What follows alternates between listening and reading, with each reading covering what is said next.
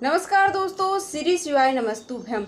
दोस्तों, आप सभी का एक बार फिर से स्वागत है। दोस्तों, आज की वीडियो में मैं बात करने वाली हूँ विवाह को लेकर। और यदि आप प्रेम विवाह करना चाहते हैं या फिर आपका विवाह है वो किसी कारणवश नहीं हो पा रहा है, आप बहुत प्रयास कर रहे हैं, विवाह संपन्न हो ही नहीं पा रहा है, या फिर आप प्रेम विवाह करना चाहते हैं, तो आप इस उपाय को है वो कर सकते हैं।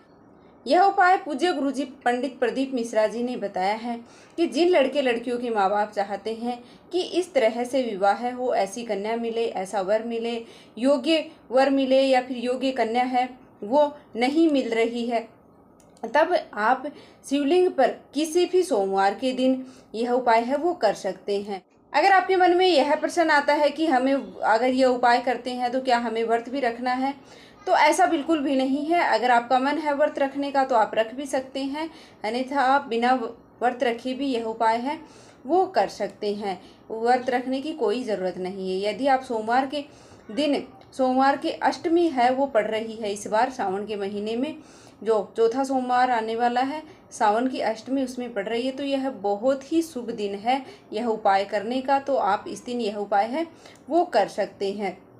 बहुत ही शुभ दिन है, इस दिन आपका कार्य है जो आप उपाय कर रहे हैं उसका फल आपको निश्चित ही अवश्य मिलेगा। अगर सोमवार को अष्टमी नहीं पड़ रही है फिर भी आप यह उपाय है वो कर सकते हैं। बहुत ही असरदारी और चमत्कारिक उपाय है। इसका जो प्रभाव है वो मैंने खुद भी देखा है, तो आप इस उपाय को ध्यान से समझ लीजिएगा। यह उपाय आपको देखिए सुबह है, यह आप किसी भी समय है वो कर सकते हैं, परंतु यदि इस उपाय को प्रदोष काल में करते हैं, प्रदोष काल अर्थात सूर्य जो अस्त होने वाला होता है उस समय आप यह उपाय करते हैं कि 45 मिनट पहले, 45 मिनट बाद का जो समय होता है, सूर्यास्त होने के 45 मिनट पहले और 45 मिनट बाद का जो समय होता है वह प्रदोष काल का समय होता है। तो शाम के टाइम भी आप इस उपाय को है वो कर सकते हैं। बहुत ही शुभ समय होता है उस टाइम। भगवान शिव को प्रदोष काल का जो समय होता है वह बहुत ही प्रिय होता है, तो उस समय में आप यह उपाय कर सकते हैं। देखिए, कुछ लोग हैं वो जॉब वगैरह करते हैं, उन्हें समय नहीं मिल पाता शाम को मंदिर जाकर उपाय करने का, तो फिर आप सुबह में भी यह उपाय है वो कर सकते हैं। आप 9 बजे से पहले पहले यह उपाय है वो कर सकते हैं। बहुत ही 9 बजे से पहले भी जो समय होता है वह भी बहुत ही शुभ होता है। तो अब आपको करना क्या है इस उपाय में वो मैं बता देती हूँ, थोड़ा आप ध्यान से समझ लीजिएगा। जो भी आप विवाह की मनचाही विवाह की इच्छा रखते हैं, प्रेम विवाह करना चाहते हैं, तो उन्हें एक लौंग का जोड़ा लेना है। एक लौंग जो टूटी फूटी नहीं होनी चाहिए, साबुत लौंग होनी चाहिए, फूल वाली लौंग वह आपको लेनी चाहिए। कहीं से भी टूटी फूटी यह लौंग नहीं होनी चाहिए। जोड़े में आपको लौंग लेनी है। और एक आपको लेना है पान का पत्ता। पान का पत्ता भी कहीं से कटा फटा या फिर खराब है वो नहीं होना चाहिए, साफ सुथरा होना चाहिए। तो देखिए, पान का पत्ता लेना है और उसके ऊपर आपको जो लौंग का जोड़ा लिया है, आपने साबुत जो लौंग का जोड़ा लिया है उसको शहद में डुबो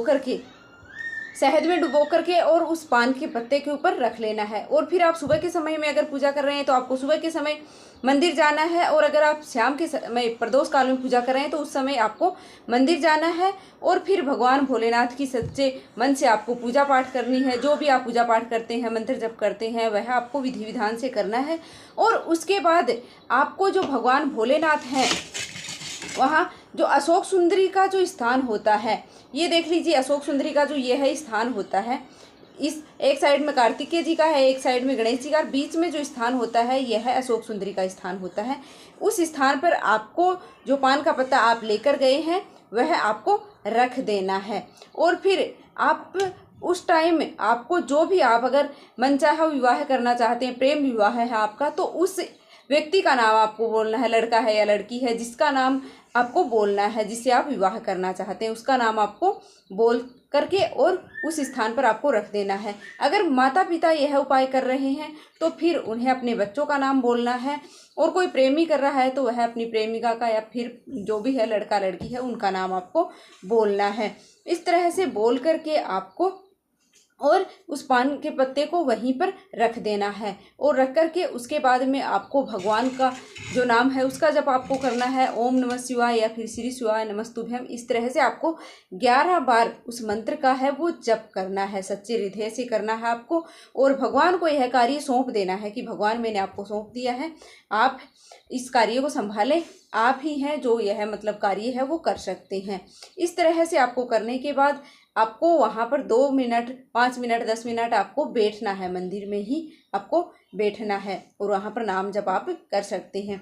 बैठ करके और फिर आप अपने घर आ जाइए। फिर आपको देखना है कि 3 माह के अंदर अंदर आपका विवाह है वो हो जाता है। अगर आपके विवाह में कोई भी अड़चन आ रही, कोई भी बाधा आ रही है तो वह भी दूर हो जाती है। देखिए, मैं तो आपकी तरह ही इंसान ही हूँ।